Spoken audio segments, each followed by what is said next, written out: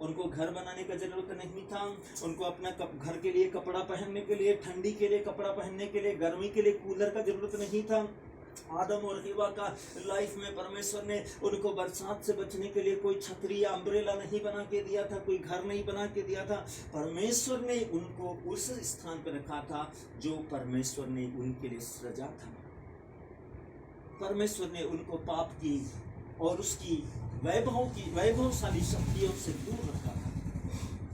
परमेश्वर सर्वशक्तिमान ईश्वर ने आदम और हेवा को पाप से और उसकी वैभवशाली शक्तियों से दूर रखा था, ताकि मनुष्य निष्कलंक, पवित्र और शुद्ध जीवन जीते हुए परमेश्वर सर्वशक्तिमान यहोवा की महिमामय उपस्थिति के अनुसार वे जीवन व्यतीत करें। सर्वशक्तिमान ईश्वर परमेश्वर, सर्वोच्च परमेश्वर, सेनाओं के परमेश्वर की महिमा और दिव्यता के अंदर महिमामय परमेश्वर के जीवन को व्यतीत करें। इसलिए पवित्र शास्त्र हमको बताता है, न आदम को कूलर का जरूरत था, न आदम को टीवी का, फ्रिज का, न प्रेस का, न कैलकुलेटर का, न मोबाइल फोन का, न एंड्रॉइड फोन का, न कंप्यूटर का, किसी चीज का जरूरत नहीं था। जो कुछ उनका जरूरत था ईश्वर ने उनका जरूरतों को उनके लिए रखा।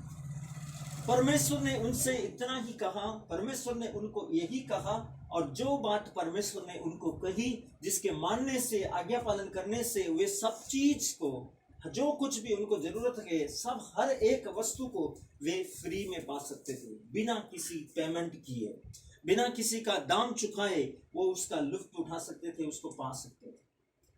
मेरे प्रियो, वो था परमेश्वर की आज्ञा को मानना, परमेश्वर की बात को मानना, परमेश्वर की बात का पालन करना, परमेश्वर की बात को मानकर उसके ऊपर विश्वास के साथ चलना। ये परमेश्वर ने आदम और हेवा से कहा था, और आदम और हेवा से परमेश्वर ने कहा था तुम सब कुछ करो। परमेश्वर ने सब कुछ का स्वतंत्रता दिया था, सब जगह जाओ। परमेश्वर ने हर एक जगह जाने के लिए उनको आजाद रखा था। सब कुछ खाओ, परमेश्वर ने सब कुछ खाने के लिए उनको परमिशन दिया था। उत्तम से उत्तम चीजें खाने के लिए परमेश्वर ने उनको परमिशन दिया था। सब जगह पर तुम हर एक वस्तु का, चित्र का, तस्वीर का, हर एक चीज का लुत्फ उठा सकते थे, उसका एंजॉय कर सकते थे, उसका आनंद उठा सकते थे।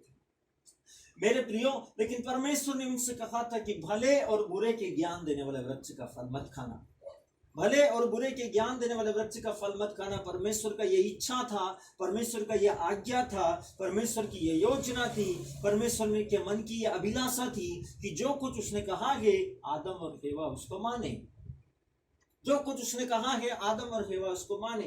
यदि आज परमेश्वर का वचन में लिखा हुआ बात को आप मानते हैं, यदि आज परमेश्वर में लिखा हुआ वचन की बात पर आप चलते हैं, यदि आज परमेश्वर के बात में लिखा हुआ वचन की बातों को मानकर आप जीवन व्यतीत करते हैं, तो जो आशीष परमेश्वर ने आदम को दिया है, रोटी का आशीष दिया है, अनाज का आशीष दिया है, घर का आशीष दिया है, फैमिली का आशीष दिया है, हर प्रकार का जरूरत और आवश्यकताओं का, समृद्धि का, हर एक प्रकार का दिव्यता और भव्यता का, वैभव का जो आशीष परमेश्वर ने अपने अनुग्रह के सिंहासन से दिया है, वो सब आपका जिंदगी के अंदर आ सकता है। और उसके लिए आपको कोई मेहनत नहीं करना पड़ेगा, क्योंकि वचन स्पष्ट तरीके से कहता है तुम अपना प्रभु ईश्वर की सेवा करोगे, वो तुम्हारे अन्न और जल को आशीर्वाद प्रदान करेगा, और तुम्हारा प्रभु ईश्वर तुमसे बीमारियों को दूर रखेगा। दूसरा प्रभु का वचन कहता है तुम ईश्वर का राज्य और उसकी धार्मिकता की खोज करो, और बाकी चीजें तुमको यूं ही मिल जाएगी। यूं ही मतलब फ्री में मिल जाएगी, बिना किसी मेहनत के, बिना किसी परिश्रम के, बिना किसी कार्य के, बिना किसी जिम्मेदारी के, बिना किसी जवाबदारी के,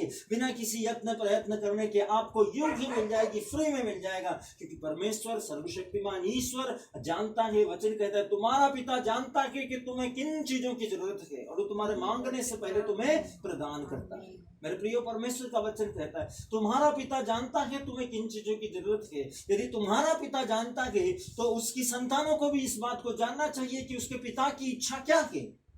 यदि पुत्र चाहता है कि मेरा पिता मेरी जरूरत को पूरा करे, यदि पुत्र चाहता है कि पिता मेरी जरूरतों के बारे में सोचे, मेरी जरूरतों के बारे में ख्याल रखे, मेरे पिता यदि जानता है कि मेरे संतान को किन चीजों की जरूरत है, तो संतान को भी ये जानना जरूरी है, संतान को भी ये समझना जरूरी है कि मेरे पिता को क्या अच्छा लगता है, मेरे पिता को क्या पसंद है, मेरे पिता की अभिलाषाएं क्या है, मेरे पिता की इच्छा क्या है, कि मैं कहाँ जाऊं कहाँ न जाऊं, किससे बात करूं किससे बात न करूं, किसके पास में रहूं किसके पास न रहूं, किसके साथ खाऊं किसके पास न खाऊं, किसके साथ में घूमू फिरूं या किसके साथ में ना घूमू फिरूं। इस बात को संतान को मालूम होना चाहिए, मेरे पिता का इच्छा क्या है, पिता का मर्जी क्या है। जिस समय आदि माता पिता ने, आदम और हेवा ने पिता का इच्छा को नजरअंदाज कर दिया, पिता का मर्जी को ठुकरा दिया, पिता का मर्जी का अवहेलना कर दिया, उसी समय उनके जिंदगी के अंदर जो चीजें उनको फ्री में मिल रहा था उसके लिए अब उनको पेमेंट करना पड़ रहा है, उसके लिए अब उनको दाम चुकाना पड़ रहा है, उसके लिए उनको अब परिश्रम करना पड़ रहा है। क्यों? क्योंकि उन्होंने उस आशीष को खो दिया है जो उनको फ्री में मिल रहा था। अपने पिता से बलवा कर लिया है, अपना पिता से मनमुटाव कर लिया है, अपने पिता से, अपने पिता का घर छोड़कर अपनी मर्जी से फ्रीडम चाहते हैं, आजादी चाहते हैं, खुला खुला चाहते हैं, हम अपना मर्जी का काम करें। मेरे प्रियो, परमेश्वर पिता ने हमारा हाथ में कौन सा बेड़िया डाला है? परमेश्वर पिता ने हमारा हाथ में, हमारा पाँव में कौन सा जंजीर बांधा है? परमेश्वर पिता ने कौन सा हमारा जीभ के ऊपर ताला लगाया है जो हम बोल नहीं सकते? परमेश्वर ने हमें स्वतंत्र रखा है, लेकिन प्रभु ने कहा है भले और बुरे का ज्ञान।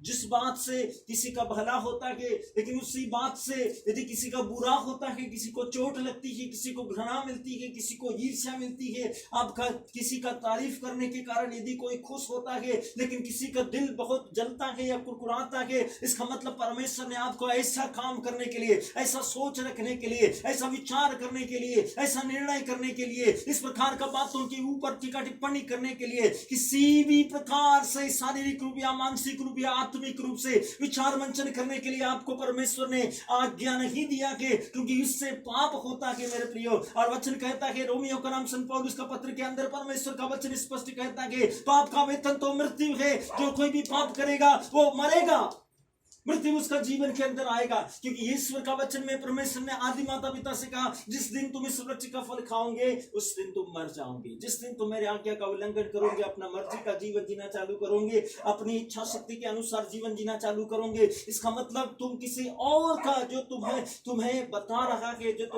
तुम्हें मार्ग दिखा रहा है, जो तुम्हें बहला रहा है, फुसला रहा है, जो तुम्हें बरगला रहा है, जो तुम्हें झूठी शिक्षा दे रहा है, तुम और किसी और का अधिकार और अनुशासन में चल रहे हो, मेरा अनुशासन से बाहर है।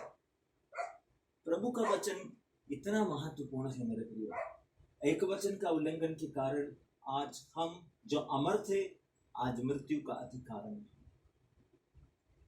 एक वचन का उल्लंघन के कारण, उस वचन के द्वारा परमेश्वर ने हम मानव को, हम पापी लोगों को, हमारे आदि माता पिता आदम और हेवा जिनसे पाप हुआ था, परमेश्वर जब उनके सामने आया, परमेश्वर ने आदम से पूछा, ये तूने क्या किया? आदम ने क्या कहा?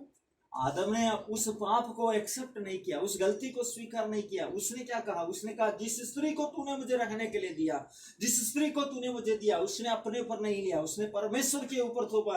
तूने जिस स्त्री को मुझे दिया, जिस स्त्री को तूने मेरे साथ रहने के लिए दिया, उसने मुझे दिया और मैंने खा लिया।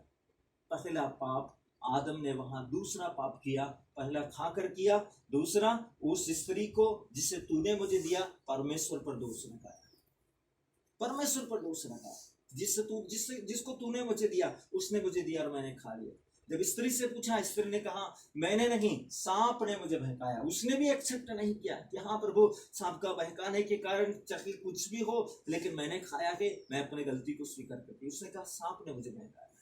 मेरे प्रियो, पाप को छुपाने के लिए पाप किया, पाप को छुपाने के लिए पाप किया, अपने आप को सही और शुद्ध और सरल और अच्छा और शुद्ध और पवित्र बताने के लिए इंसान इस स्वभाव को जो आदि माता पिता के पाप की गलती के कारण आ गया हमारा जिंदगी के अंदर, इस स्वभाव के कारण अपना स्वभाव के वश में रहकर, अपने स्वभाव के अधीन होकर, उसका स्वभाव का गुलाम होकर ईश्वर मनुष्य के सामने, मनुष्य परमेश्वर के सामने इतना साफ सुथरा और पवित्र तरीके के पाप करने लगा है। अपने आप को धर्मी दिखाकर पाप करने लगा है, अपने आप को पवित्र दिखाकर पाप करने लगा है, अपने आप को अध्यात्म दिखाकर पाप करने लगा है, अपने आप को विश्वासी दिखाकर पाप करने लगा है, अपने आप को संत और सन्यासी दिखाकर पाप करने लगा है, ताकि दूसरा लोग मेरा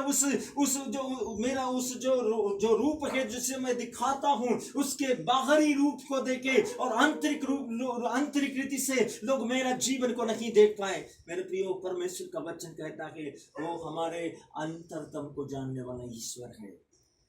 वो हमारे अंतरतम को जानने वाला ईश्वर है। इसलिए जब उस 12 साल से रक्तस्राव पीड़ित स्त्री ने मन ही मन प्रार्थना किया कि प्रभु यदि मैं आपका कपड़ों को ही छू लूंगी तो निश्चय मैं चंगी हो जाऊंगी। वो जानती थी कि इस भीड़ में यीशु मसीह के पास जाकर उसको छू लेना असंभव है। यदि चाहे इतना ही मुझे अवसर मिले कि मैं यीशु का वस्त्र को छू लूं तो निश्चय मैं चंगी हो जाऊंगी। हमारा परमेश्वर वो सर्वशक्तिमान परमेश्वर है, वो महाप्रतापी ईश्वर है, वो राजाओं का राजा है, वो सारी सृष्टि का परमेश्वर है। वो एक ऐसा हीरो है, एक ऐसा अद्भुत महिमा और युक्तियां करने वाला परमेश्वर है कि जो उसने उस भीड़ के मध्य में भयंकर शोरगुल में अपना मन में बात की, उसने उसका मन का बात को सुन लिया और उस पर तरस खाया। जब उसने उसका वस्त्रों को छुआ उसी समय उसका रोग दूर हो गया।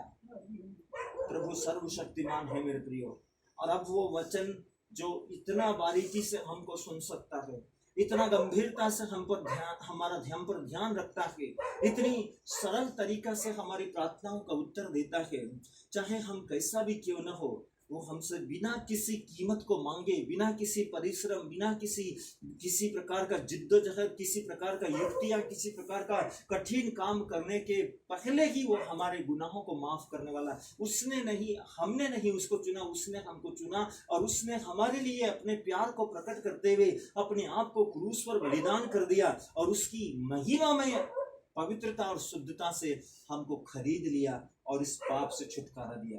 अब वो परमेश्वर का वचन आपकी जिंदगी में आ रहा है। अभी हम पवित्र शास्त्र का वो वचन को सुनने के लिए जा रहे हैं, ताकि इस वचन को सुनते ही आपका और मेरा जिंदगी के अंदर परमेश्वर की महिमा की ज्योति का प्रकाश आए और आप उसके द्वारा उद्धार पाए।